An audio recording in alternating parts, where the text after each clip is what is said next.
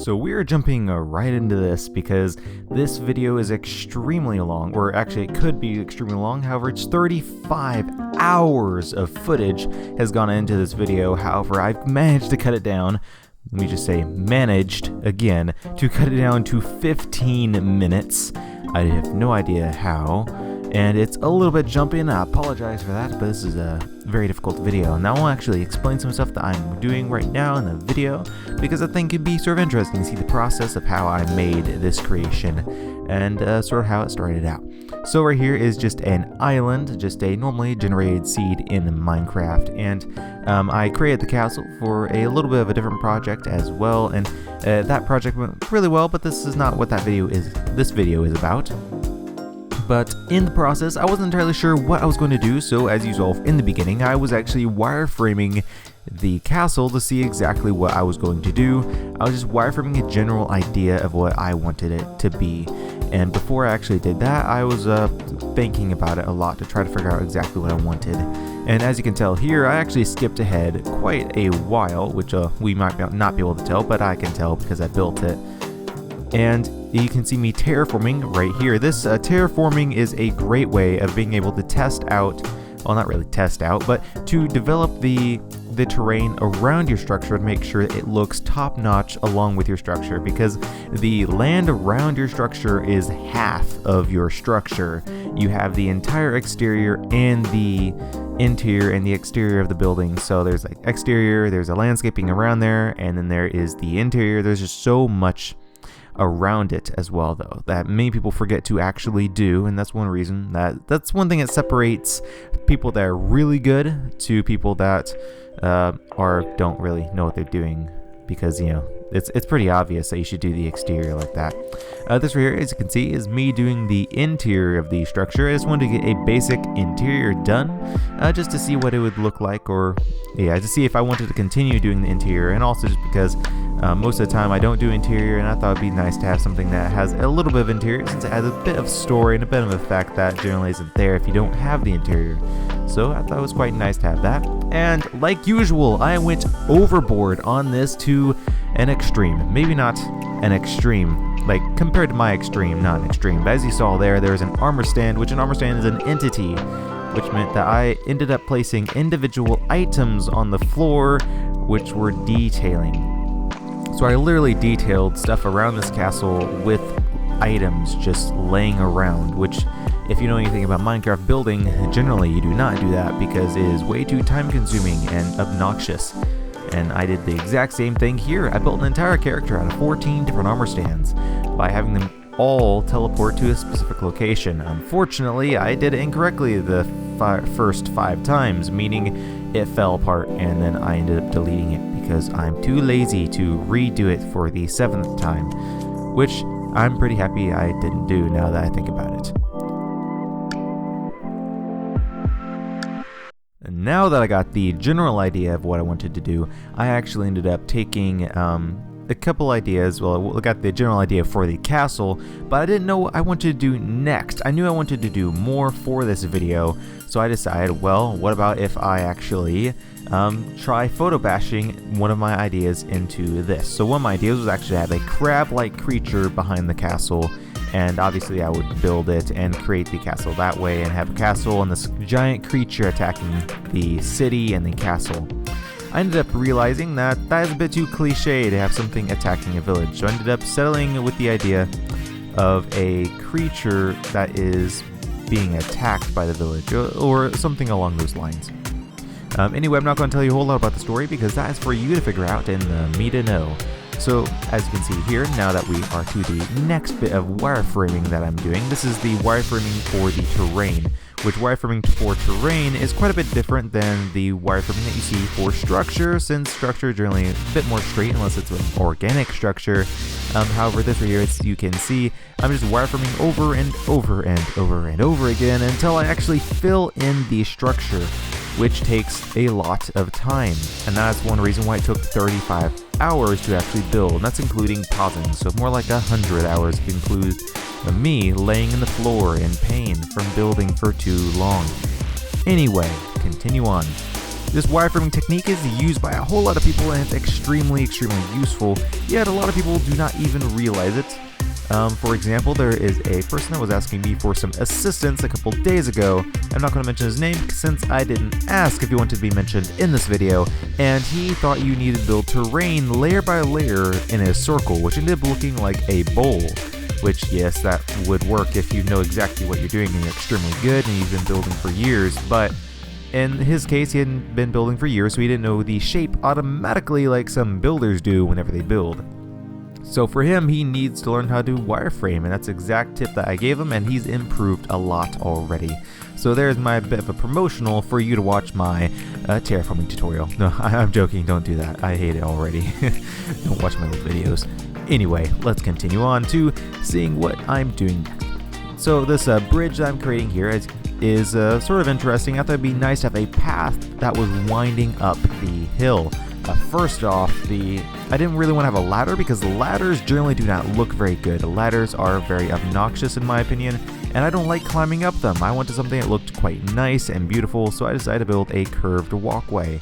Especially with those curves, it creates an organic effect. Now I'm starting to finally create the organic, and I decided to go with a male character that would be in a lot of pain. Now, at the moment that you're seeing on the screen, I actually did not know that exactly, and I was just designing and trying to figure it out by trial and error, which takes a lot of time because I had to test out this wireframe, for example, and I had to test out a second wireframe, which ended up being the official one. And as you can see, in the future, not currently, but later, I end up creating the organic one muscle at a time. But what you do see right now is me actually relaxing because I had so much trouble with the first organic wireframe, I didn't know what I was doing. So I decided, you know what, I'm just going to build this city while I don't know what to do.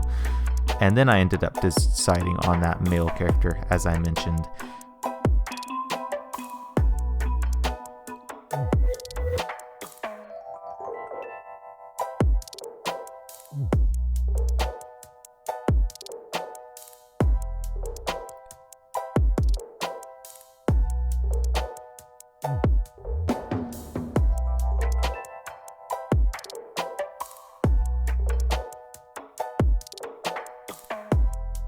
Finally have quite a bit of that male character getting done currently.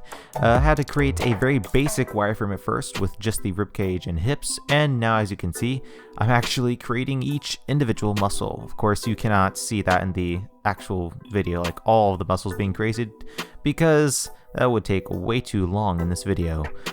But hope that it sort of gives you an idea of how you can create your own organics. I wouldn't necessarily recommend for everyone to create every single one of their organics with every single muscle in mind. However, it can be a great way to practice some of your muscle anatomy.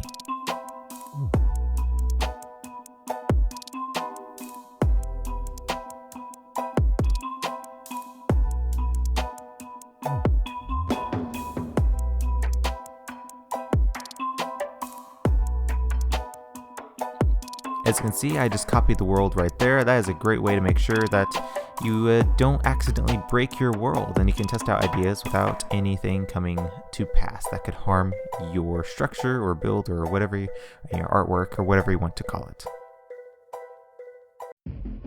As you can tell by the suspenseful music, this is when I realized, wow, I really need to hurry up. I have no time to complete anything. It's not like I passed out in school 5 times or anything, it's perfectly fine. Anyway, let's continue on. So I ended up texturing the skin quite a bit.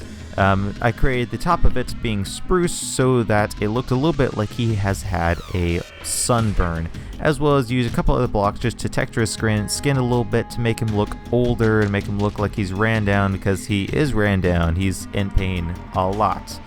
He's definitely not a healthy character either. So that is a pretty decent little way I did that. And now as you can see, I'm creating a little bit of farm. I think it looks pretty nice, and that's a good way to add a little bit of color. I think this is pretty much about it of what I really need to explain. If I need to explain anything else, I will, but I think I should just let you enjoy the extremely excited time-lapse where I'm jittering everywhere. You're welcome for that, by the way. It's not my fault. Okay, it might be. Anyway, let's continue on.